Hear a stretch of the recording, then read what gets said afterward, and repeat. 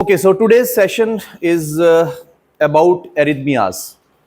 So this is the third session of our serial of lectures related to ECG. And before jumping on to today's discussion, I would just like to add one thing. As we were discussing in the second session about ST segment, T wave, and Q wave, there was one thing I mentioned you guys about the classical criteria of diagnosis of STEMI, which has been a little bit modified in 2023 by American College of Cardiology, and that is that in order to diagnose myocardial infarction, the ST segment elevation criteria has little bit modified.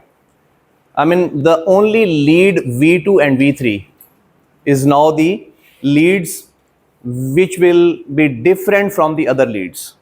All the rest of the leads are having criteria of greater than 1 mm elevation, greater than equal to 1 mm elevation. And as far as lead V2, V3 is concerned, it's a bit different from males and females. In females, if it is greater than 1.5 mm elevation in two contiguous leads, contiguous or adjacent leads. In males, the criteria goes like that: if age is less than 40, the elevation should be greater than 2.5 mm, and if it is age is more than 40, then the criteria is greater than 2 mm elevation. So it's little bit modification, so it was worth mentioning. Otherwise, the classical criteria goes the same way which I mentioned earlier. So talking about the arrhythmias. If somebody asks you this question, what arrhythmia is? It's just abnormality in the normal rhythm which a normal person would be having, that will be dependent on basically the conduction system, that how the current goes through the conduction system. As I highlighted you earlier, that if we look at the conduction system goes like that. This is SA node, this is AV node, this is bundle of Hayes, then this is right bundle, this is left bundle, and left bundle is further divided into left anterior fascicle, posterior fascicle, and then through Purkinje fiber current goes to the whole throughout the ventricles. So that's how the conduction system works. If there is some abnormality in this conduction system, this leads to arrhythmias. So how to classify arrhythmias? If we want to classify arrhythmias, we need to understand from where these rhythms emerge. So rhythm emerge from either SA node, which is present in the atria. So rhythm emerge from either atria. So we'll take it as rhythm emerge from either atria. The two atria act as a one unit. So all the arrhythmias will either be atrial or the rhythm will be emerging from the ventricles. So the second is arrhythmias will be linked with the ventricles, and third is the junction which is connecting the atria and ventricle. So one are atrial arrhythmias, second ventricular arrhythmias, and third junctional arrhythmias. So we'll be focusing more on obviously atrial, ventricle, but just I would just be highlighting that when we be talking about junctional arrhythmias, it's kind of a thing where if say atria is not working, the God has blessed us the humans with escape rhythms. Like if SA node stops working, SA node beat the heart at the rate of around 60 to 100. Now that stops working. Which next thing will be in charge of the heart? AV node. That will beat the heart from 40 to 60, and that arrhythmia which will be starting from the AV node now, as there is no atrial involvement, will be taken as junctional rhythm. And the next one is then, if AV node stops working, then the Purkinje fiber of the heart take control, and they would be beating the heart at the rate of 20 to 40. These rhythms are known as escape rhythms. So SA node 60 to 100, AV that is 40 to 60, and Then the third one is Purkinje fibers. They beat the heart from 20 to 40, known as escape rhythms. How to classify arrhythmias? If we write down arrhythmias here and I ask you that how you would be able to pick there is something abnormal in the rhythm, you just need to focus most importantly on one aspect, and that is, this is how ECG goes, you know it well. Does every QRS complex is preceded by the P wave? That's kind of a thing which guides us maximally. So in a normal ECG, the QRS complex will be preceded by the P wave. There would be atrial depolarization, then septal depolarization, then a big QRS ventricular depolarization, then ventricular repolarization. And as I highlighted in the first lecture, the atria and ventricle also repolarize, but that is hidden in the big size ventricular depolarization wave. So this is obviously how the things go. There is now some abnormality, and that abnormality, as I highlighted, will be of how many types? Will be of 3 types.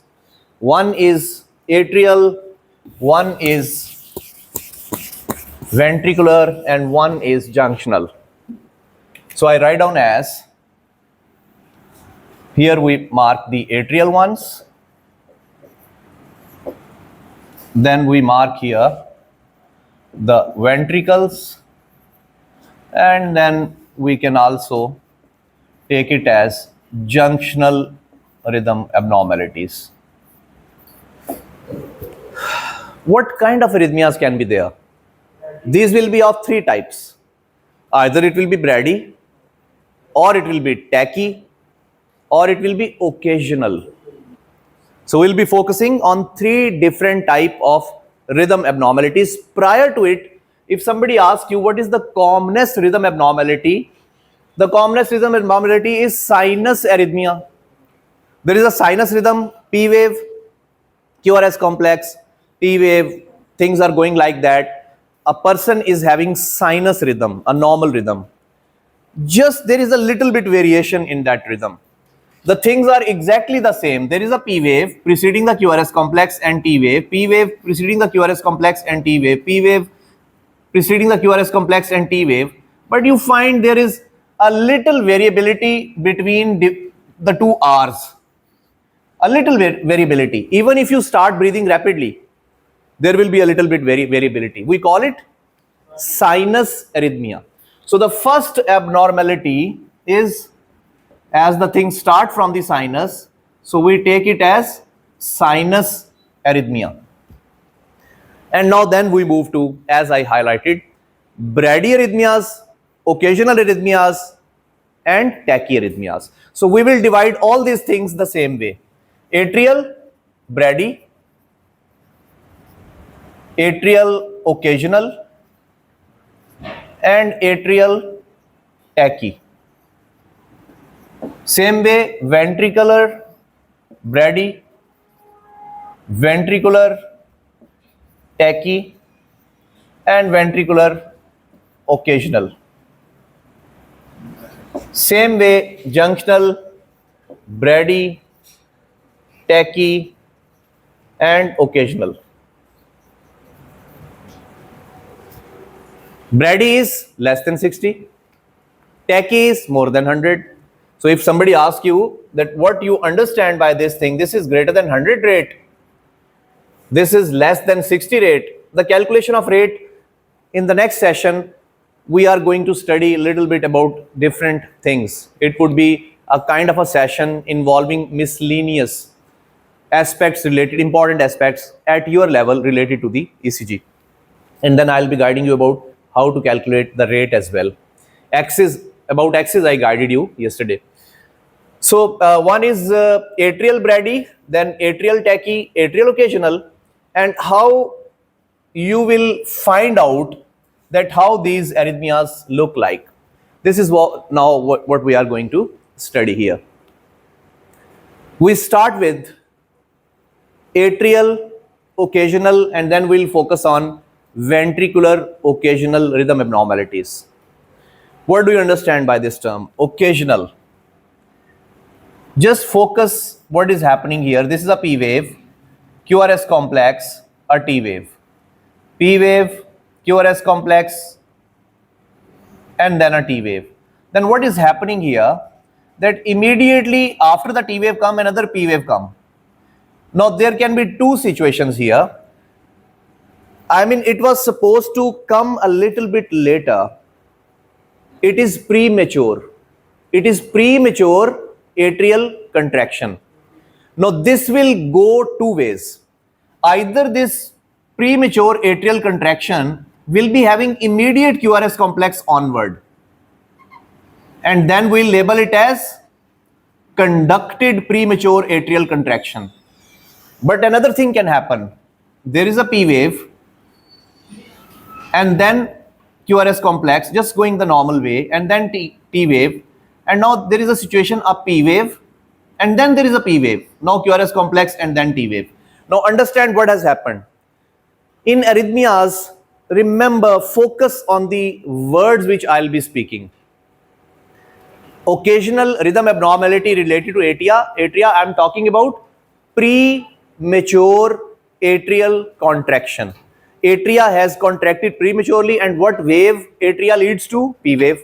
So what is happening here? P wave, QRS complex, T wave, P wave, QRS complex, T wave, P wave, QRS complex, T wave, same things are going. Here what has happened? Here what has happened? That immediately, at this point, what has happened? P wave comes prematurely and then it conducts to the ventricle. A premature atrial contraction is also conducting to the ventricle. As it has conducted to the ventricle, there would be a QRS complex formation. So you would call it as occasional abnormality is APC conducted, atrial premature conduction conducted, and second is APC non-conducted. I mean, if there is a P wave and then again there is a P wave, there is no QRS complex onwards, but two P waves are together, you will label it as premature atrial contraction, but that has not conducted to ventricle. So this is an example of non-conducted P wave. This one is an example of non-conducted P wave, and this one is an example of conducted P wave, right? So this is occasional atrial abnormality. I am moving to the occasional ventricular abnormality. We are going the same way. P wave, QRS complex, T wave, P wave, QRS complex, T wave, and then what happens? P wave, QRS complex, T wave, P wave, QRS complex, T wave. If I ask question from anybody here, can you see something bizarre shape here, very different from the rest of the ECG pattern? Anybody, even if he is not a doctor, can easily identify that this is the wave that looks abnormal from the rest of the waves. And this is VPC, ventricular premature contraction. So in that situation, atria prematurely contracted, you label it as premature atrial contraction. Here, ventricle premature contraction is there, and this is known as ventricular premature contraction. This is bizarre shape, broad QRS complex, right? So remember the shape of this particular thing, remember these two things. Are these things very, very important? The atrial premature contractions are always benign.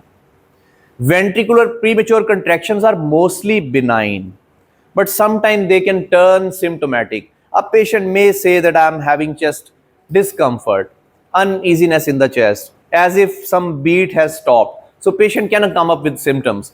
If patient is coming up with symptoms, we treat these VPCs.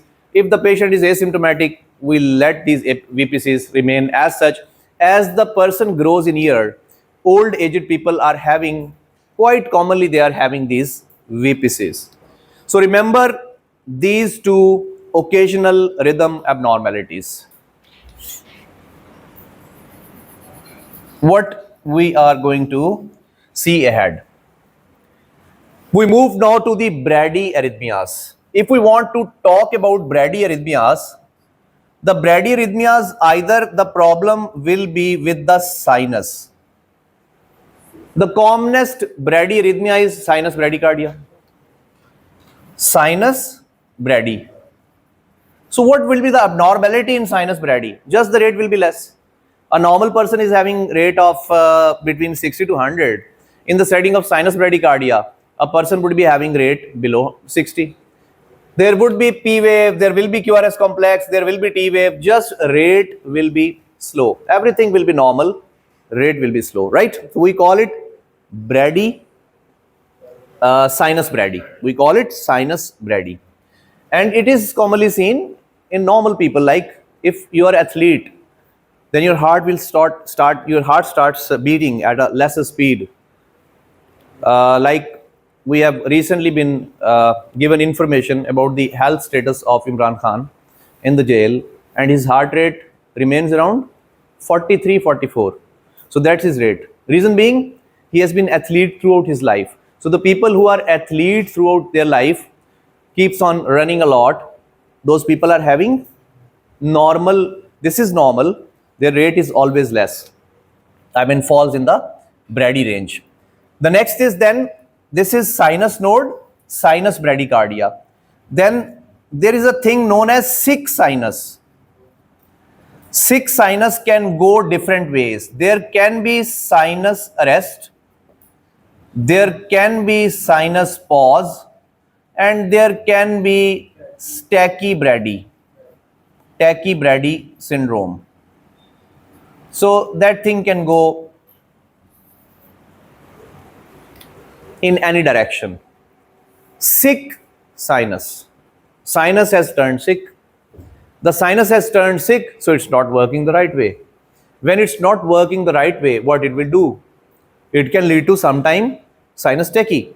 It can lead to sometime sinus brady. So that's why we consider it as, we take it as tachybrady syndrome. So that is one of the manifestations. Sometimes there will be tachycardia, sometimes there will be bradycardia, everything else will be fine. It will be seen in the setting of sick sinus syndrome. Then what is sinus arrest and what is sinus pause? Like if between two P waves, there is a QRS complex, then there is a P wave, and then there is a big pause, and then again you see a P wave and QRS complex. So if between two P waves, there is distance of less than 2 seconds, more than normal, but less than 2 seconds, we call it sinus pause, less than 2 seconds. And how you would come to know about 2 seconds? On ECG, there is a horizontal movement shows us about the speed.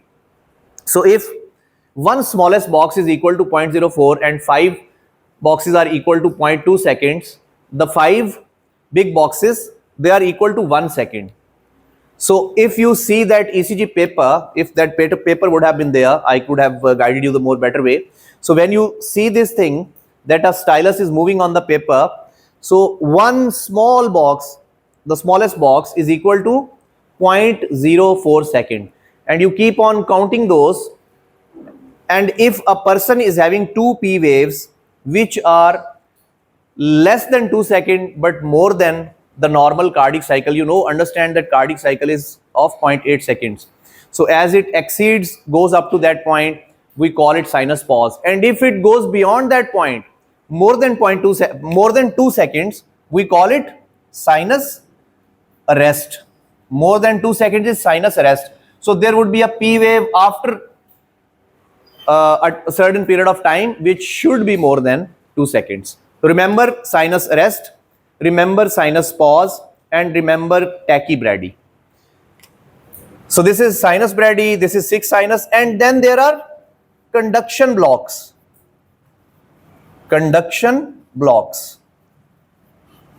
I have highlighted earlier, clearly there, that we are having a conduction system.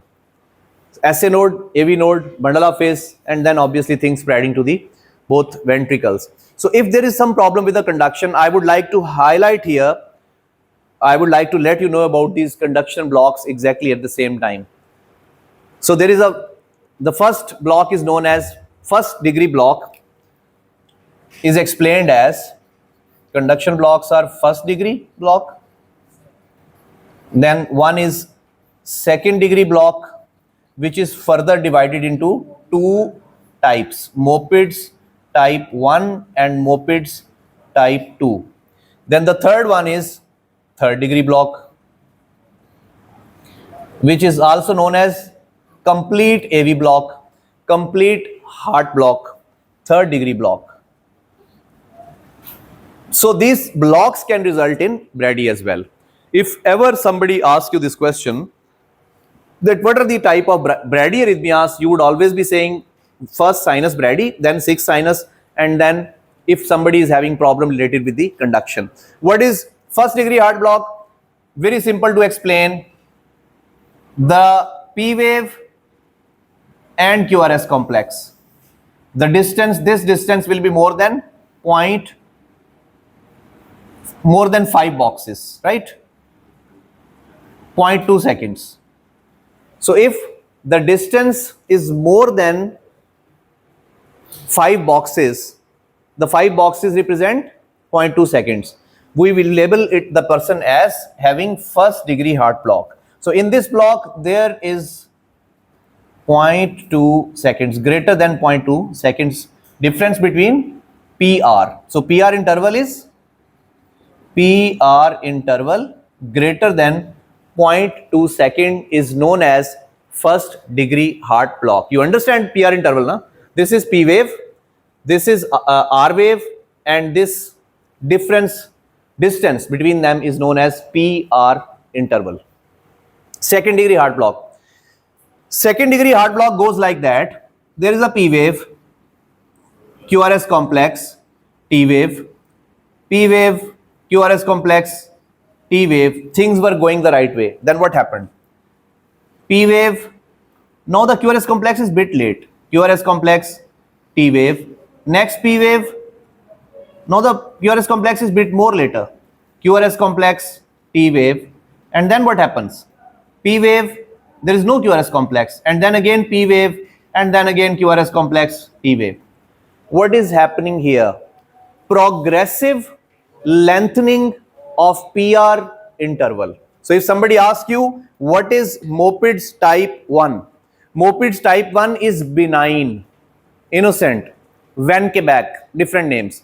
It is also known as Van Quebec, it is also known as Moped's type 1, it is benign form. So what happens here? Progressive lengthening of PR interval and then a fall and then a QRS fall. One QRS complex falls, then again the same cycle repeats. So this is benign.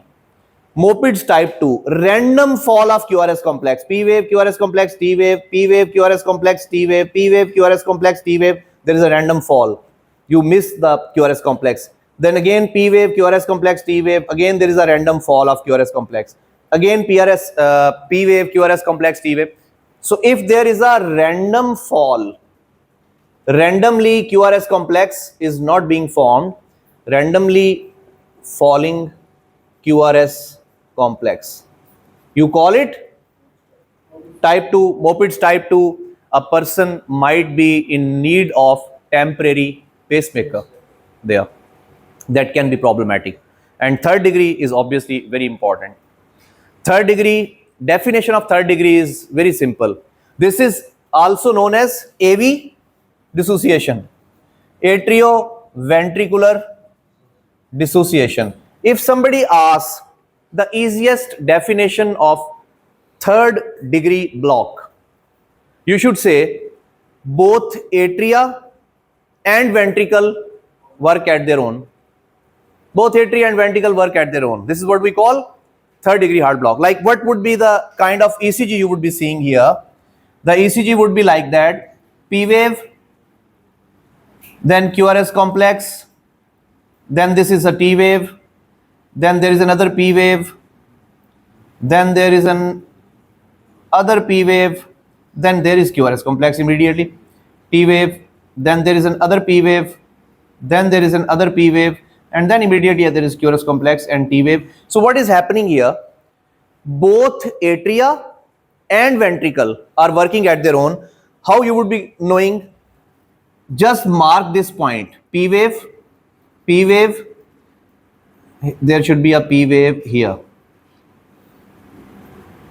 Here. P wave, and then P wave, P wave, say P wave. So what we see here, although there is a distance, I couldn't make it clear. So all the P waves will be equidistant. All the P waves, you will mark with a paper, this would be equidistant from this one, from this one, from this one, from this one, from this one. All the P wave will be equidistant. Same way, all the QRS complex will be equidistant. So what is happening here? P waves working at their own. P wave mean atria. Whenever I speak the word P wave, it means atria. Atria working at their own, ventricles working at their own. There is a connection between them, and that is known as AV node. There is some block, or both bundles get blocked. Again, that is equivalent to the complete heart block, because the current is not going to either right ventricle or left ventricle, but they are working at their own. And what will happen then? The rate will be very slow, because as the atrial wave is not being conducted to the ventricles, which thing will take charge here? Obviously, the Purkinje fibers of the heart will take charge, as I highlighted earlier. So this is known as escape rhythm. The Purkinje fibers of the ventricle will result in ventricle contraction at the rate of 20 to 40. So patient would be having severe Brady. So that is all about. And if we talk about the ventricles Brady, so this falls in same the ventricular Brady category. So the Brady category is over. Now here comes the most important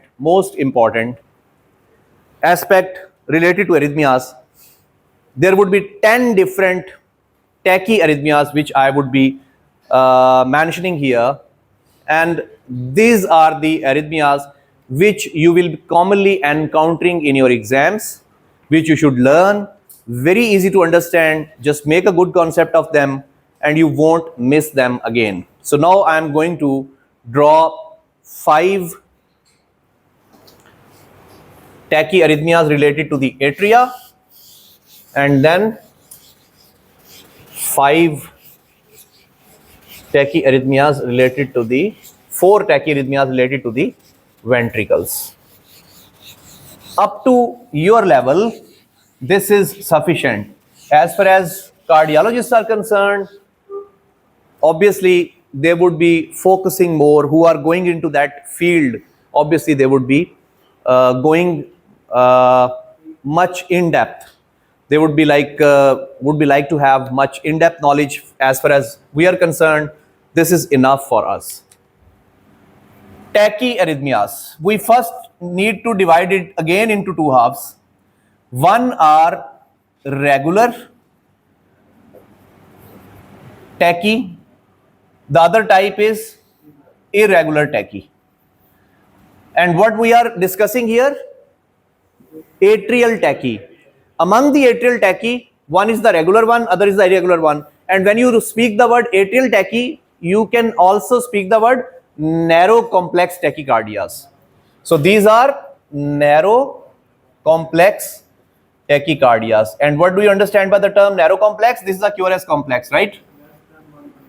So if it is less than 120 second, we call it narrow complex.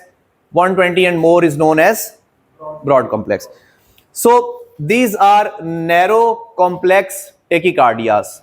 A QRS complex is of 2 small boxes or lesser than that. So regular tachy, one is sinus tachy. The commonest one is sinus tachy. Then the second is SVT, supraventricular tachycardia, or in other words, atrial tachycardia. That has got 2 names. Sometimes students get confused. We teach them SVT and then we ask them that what is atrial tachycardia, and they get confused. What is above ventricles? That is atria. So in other words, this is supraventricle or atrial. So one is the same thing. Atrial tachycardia or supraventricular tachycardia is one and the same thing. So there are 2 tachycardias here, narrow complex tachycardias. What about the irregular ones? There are three irregular ones. First is MAT, multifocal atrial tachycardia. Second is atrial flutter. Third is atrial fib. Why I have placed them in that order, I'll be highlighting you lately. So let's start with sinus tachy. How easy it is to recognize sinus tachy. Just like sinus brady, the rate was less than 60. Here the rate is more than 100. As simple as that. There is a P wave, there is a QRS complex, there is a T wave, everything is normal, the rate is just more. A dog runs behind you, you all will be having tachy, depends. Somebody among you is having autonomic neuropathy. So, or that's his own dog. Then that can be the other situation. So the sinus tachy is rate greater than 100, P wave will be followed by QRS complex, will be followed by T wave. Let's move to the SVT, supraventricular tachycardia or atrial tachycardia. How to judge it? Supraventricular tachycardia, the rate will be most of the time between 100 to 180. 150 to 250. I'm talking about supraventricular tachycardia here. The rate is mostly 150 to 250. As far as sinus tachy is concerned, the rate is mostly between 100 to 180. In sinus tachy, rate is mostly between 100 to 180. And talking about this supraventricular tachycardia or atrial, the rate is 150 to 250. Usually the rate is between 150 to 250. The SVT can be, if we further classify SVT, we won't be going in details, re-entrant tachycardia, and there are so many things. But for all of you, you just need to understand, and then certain other things come into play, like the types are different, the currents are emerging from different areas, they form different loops. So this is something not necessary at the moment. So we draw these leads. How to pick that this is atrial tachycardia? The P wave, like in the setting of sinus tachycardia, was clearly visible. In the setting of supraventricular tachycardia, the P wave is usually present sometime at odd sites. Like in what way? You would be seeing there is a QRS complex, T wave. Here it is a T wave, and in that T wave there is a small notch. So that is basically a P wave here. So it can be hidden somewhere at some different position, and sometime it won't be appreciable altogether. Either it will not be appreciable altogether, sometime it would be like present at this site. And again in the repeated waves, you would be finding the same thing, T wave at exactly this location. So this is how you come to know that whether this patient is having, in sinus tachycardia, there will be a clear P wave. There will be a clear P wave at its right position. P wave, then QRS complex, then T wave. Sometimes you can get confused. Even after knowing about these things, sometimes confusion can be there. Like if somebody having sinus tachycardia, the rate is 170. Another person is having SVT and his rate is 170, because this is common if we take it that way. So rate won't help you. Then what next? The P wave in the setting of sinus tachycardia sometime are so minute you cannot pick them the right way, or you might not be able to pick the P wave in the setting of, or you might be able to pick a small P wave in the setting of sinus tachycardia. You will get confused. So what the guidelines are, it's important to know. The guidelines are, if you are in confusion, treat like whatever among those is more problematic. So treat like SVT. You are in confusion whether a patient is having sinus tachy or SVT.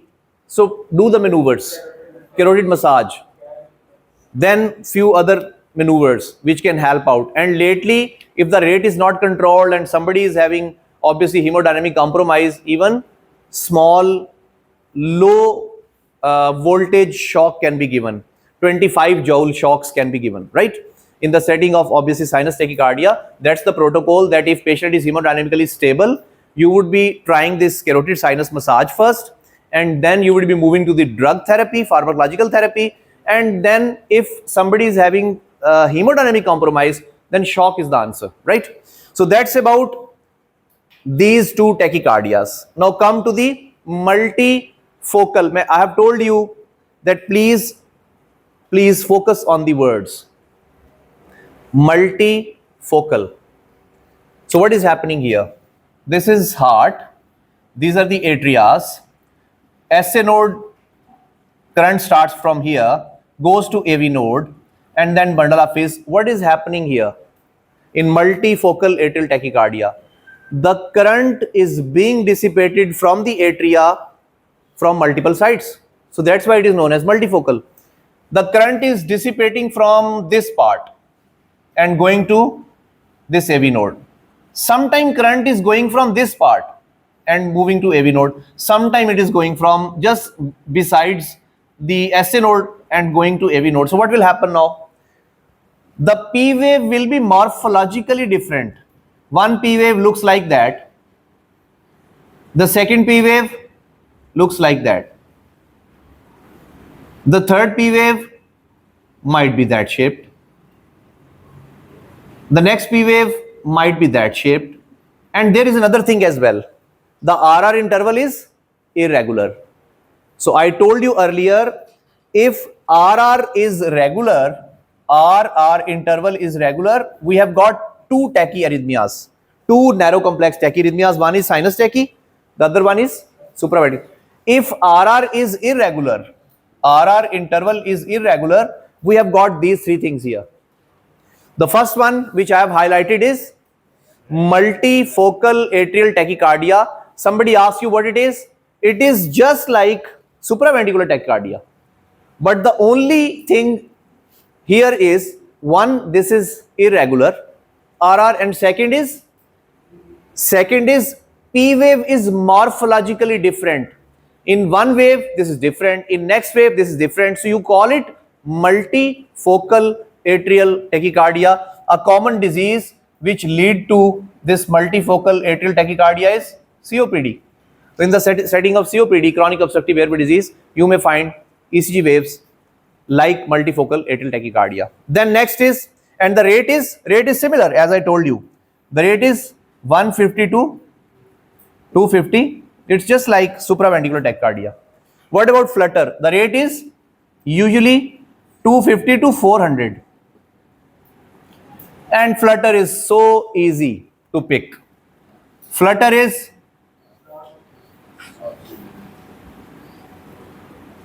so anybody among you can easily say, sir, this is atrial flutter. Sawtooth appearance. The P waves are having sawtooth appearance. The rate is 250 to 400. The RR interval is irregular. RR is irregular. Sawtooth waves, RR irregular, and it can be regular, but mostly it is irregular. So it is categorized in this category mainly. It can be regular, very right. The flutter can be 2:1 flutter. The flutter can be 3:1 flutter. The flutter can be 4:1 flutter. What do you understand by this? If two P waves, flutter waves, if two flutter waves are preceding QRS complex, so that's how you would be mentioning it. 2:1 flutter, 3:1 flutter, 4:1 flutter. The number of sawtooth waves before preceding the R wave, you would label this flutter that way. 3:1, 2:1, 5:1. Then the next is atrial fibrillation. Again, very easy to pick. The rate is usually 400 to 600. In the setting of atrial fibrillation, the rate is 400 to 600. Fibrillation. Fibrillation means something is working like that. Actually, fibrillation means that part is not working at all. The fibrillating part of the heart has got no ability to pump things. Like heart has got chambers which pump and ultimately push blood, which reaches to your whole body. When the things are fibrillating, Atria is fibrillating, doing nothing, but still you are alive. Reason being, these are the ventricles. These are the ventricles which help you, which keep you alive. And if your ventricles start fibrillating, then what will happen? If your ventricles start fibrillating, start doing CPR, gentlemen. The time is up. So if ventricles are fibrillating, you have to give shock. Like, you understand there are two shockable rhythms, ventricular tachycardia and ventricular fibrillation, two non-shockable rhythms. One is pulseless electrical activity, and the last one is cardiac asystole. So in those situations, you give shock to the patient. So there is a situation of atrial fibrillation, no P waves. QRS complex, T wave. QRS complex, T wave. QRS complex, T wave. QRS complex, and then T wave. QRS complex, and then. So RR interval is irregular here. RR is irregular. You cannot find the P waves here. Sometimes it is called coarse atrial fibrillation. These are sort of P waves and then T wave. These are sort of P waves and then T wave. Sort of P waves and then T wave. This is what we call coarse atrial fibrillation. So please remember these 5 tachyarrhythmias related to this atria.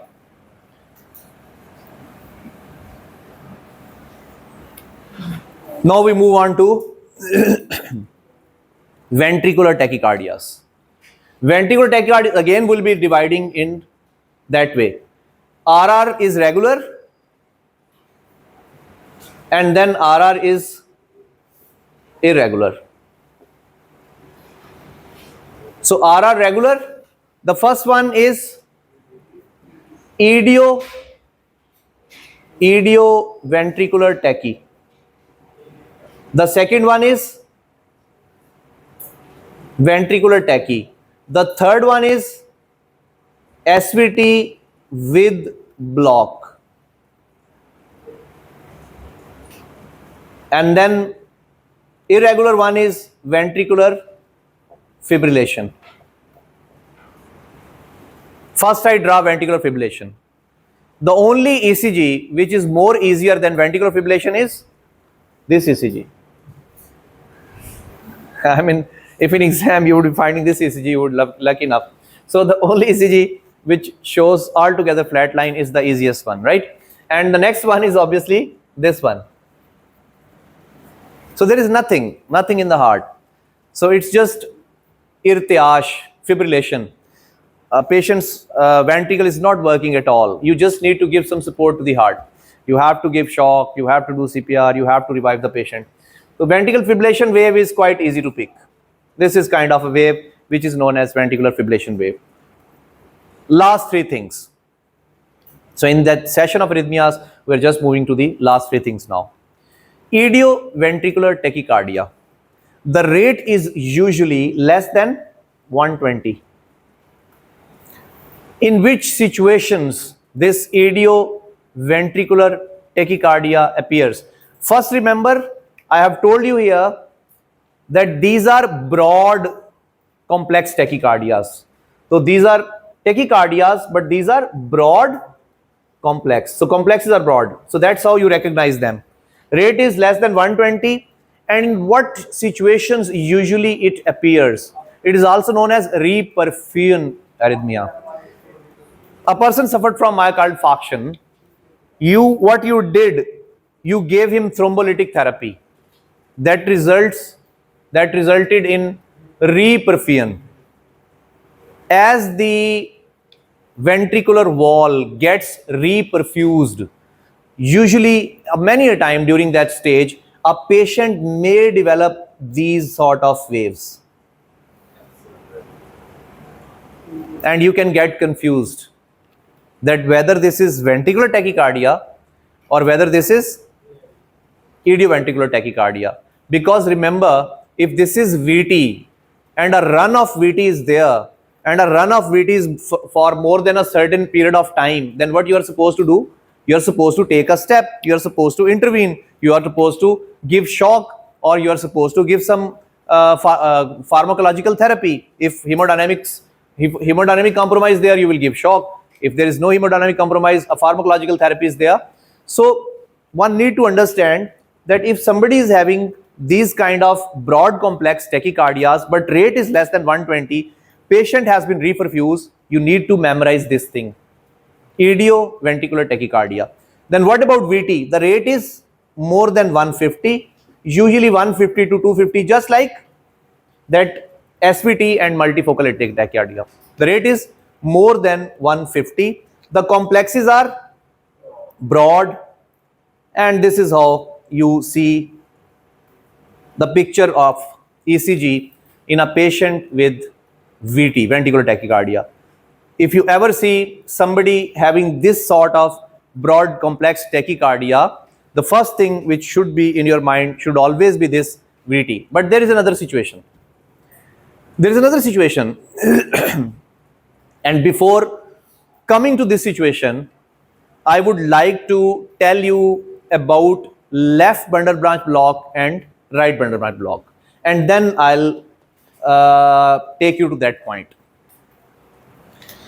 Left bundle branch block and right bundle branch block. First, understand the concept of bundle branch block. From bundle of his current goes to right bundle, or it goes to left bundle. In a certain person, we just block it. If I block this right-sided bundle, this is known as right bundle branch block. How we block it? I mean, there is a, say, the person is very old, so he or she may develop some block secondary to fibrosis. There may be some ischemic compromise, blood supply compromise. A person might be having some myocardial infarction. In particular, if person is having inferior wall myocardial infarction, right coronary artery is the main supply of our conduction system.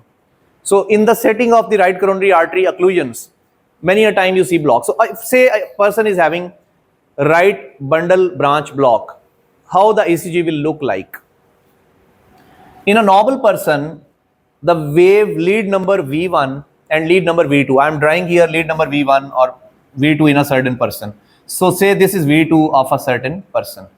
This is normal V2. A person suffers from right bundle branch block. What will happen here? First, there is a, say, wave, and then current goes to, in QRS, how a QRS complex will be formed in this person. The current will go from the left bundle through his Purkinje fibers to the left ventricle, and what it will lead to? It will lead to contraction of the ventricle, and there will be a waveform R wave. What happens next? It starts coming down as there is ventricular depolarization, there is a R wave formation, then it is coming back, we call it S wave. So there will be formation of S wave. This is R wave. What happened here? I have already told you any upward deflection in QRS complex is known as R wave. Any downward deflection before the R wave is known as Q wave. After the R wave is known as S wave. So what is happening here? The person's right bundle is blocked. Through the left bundle, current has gone to the walls of the heart, to the left ventricle, and then through these Purkinje fiber, as these Purkinje fibers are connected with the right ventricle, now the current will spread again to the right ventricle. That couldn't have been spreaded to the right ventricle through that bundle because of blockage. But through other route now, through Purkinje fiber, current has gone to the other ventricle. Now this will contract. So as we were coming down, again there is a QRS complex, there is R wave. Because now the right ventricle is contracting, and again this is coming back. And this is kind of waveform you will see. This is what we call RSR pattern in lead V1, V2. If somebody ever asks you a question, how would you recognize the bundle blocks? You should say, sir, the complex size will be more than 0.14 seconds. There will be RSR pattern in, that is the most classical presentation of a block. There is a RSR pattern in lead V1, V2. RSR pattern in lead V1 and V2. And the complexes are obviously more than 0.14 second, or in other word 3.5 small boxes, more than 3.5 small boxes. Situation number 2, left bundle branch block. We block the left bundle now, and we'll be focusing on which two leads? V5, V6. So say in V5, V6, there was a normal V5, V6 in a person like this. What happened? The left bundle got blocked. Now again, there would be a QRS complex formation because right ventricle has contracted. We are now going down. As soon as we were going down, the current dissipated to the other ventricle through the Purkinje fiber. Again, there is a wave. And then again R wave. After R wave, we are settling down and coming back again. There is a M pattern. M pattern in V5, V6. So if somebody ever asks you how you will be picking right bundle block, you would be saying, so the classical pattern is RSR pattern in V1, V2. Situation 2, M pattern in V5, V6 in the setting of left bundle branch block. And the size of complex has broadened. You know, understand the reason of broadening? Because current is going to one ventricle first, then to the other ventricle first, through the slow Purkinje fibers, and the complex has broadened now. So why I wanted to mention you guys about these blocks here, because I have to move to this point now. SVT with block. Say a person is having left bundle branch block or right bundle branch block. A person had right bundle branch block or left bundle branch block in the past times. Whole of his ECG now will be showing broad complexes. Whatever, I mean, lead 1, 2, 3, 4, whatever lead we'll be seeing, his complexes will be like that. Now, if this person who had left bundle branch block or right bundle branch block in past times suffers from supraventricular tachycardia, currently his problem is he has suffered from some supraventricular tachycardia. He has suffered from multifocal atrial tachycardia. Will the complex be small? Because I have highlighted you earlier that in the setting of supraventricular tachycardias, there will be narrow complex tachycardia. His complexes are already broad from last many years. So will they be narrowed down? No, not at all. They will remain broad. Then how you will come to know that this time he is suffering from supraventricular tachycardia, or he is having, because he is having broad complexes, so you will get it confused with VT. You would just be confusing it with VT, whether this person is having VT or this person is having supraventricular tachycardia with block. How to avoid this confusion? What to do? One thing they mentioned, whichever among them is more dangerous, treat that rhythm. So whichever is more dangerous, VT. So the rule goes the same way. You are in confusion. You cannot decide. Treat like VT. That's the one way out practically. But otherwise, if you just want to ask me that how we can pick that this is VT and not likely SVT with block, there are two good things. If you appreciate them in a certain ECG, they are highly diagnostic of VT. And these two things are, if you see a wave going like that,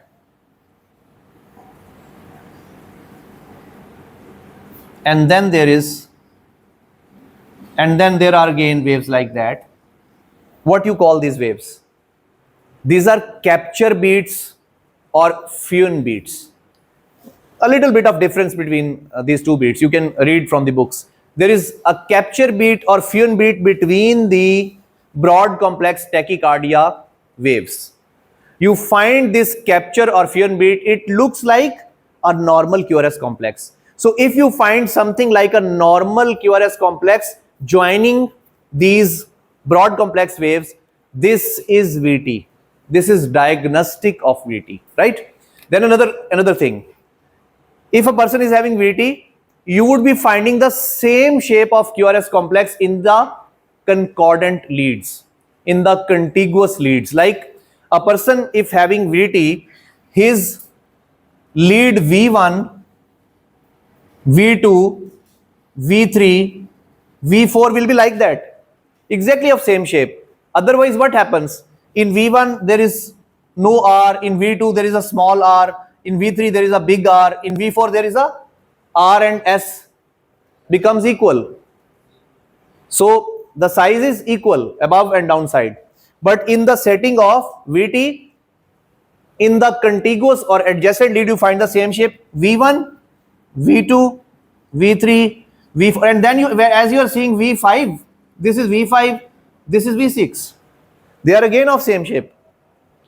So if you see this kind of picture ever on ECG, that in contiguous leads, the shape of the QRS complex is same, from V1 to V4 say same, V5, V6 say same, you label the patient as having VT.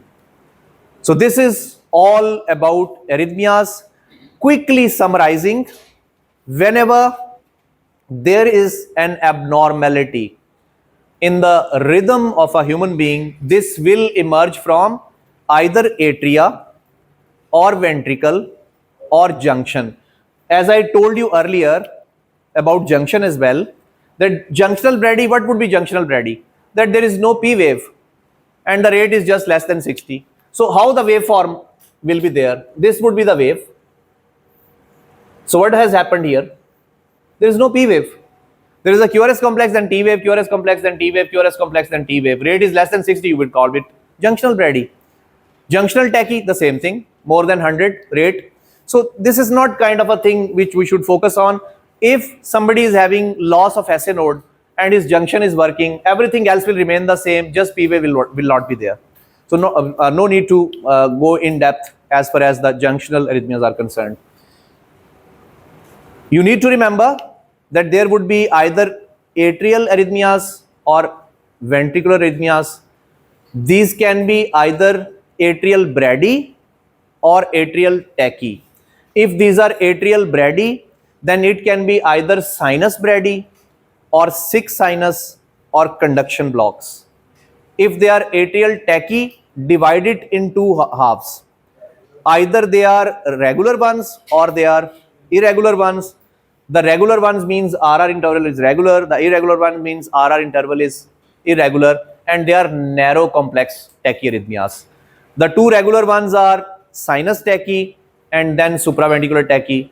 The irregular ones are, one is multifocal atrial tachycardia, one is atrial flutter, one is atrial fibrillation. Moving to the ventricle. Ventricle tachycardias again would be dividing them the same way. One is the irregular ones, RR is, actually there is no appreciable RR. They are just kind of waveforms as I've highlighted here.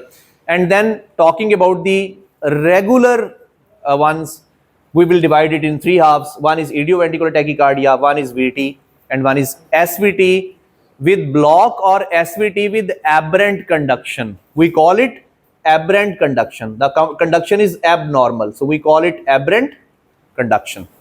So that's it for today's session. Thank you very much. Any questions?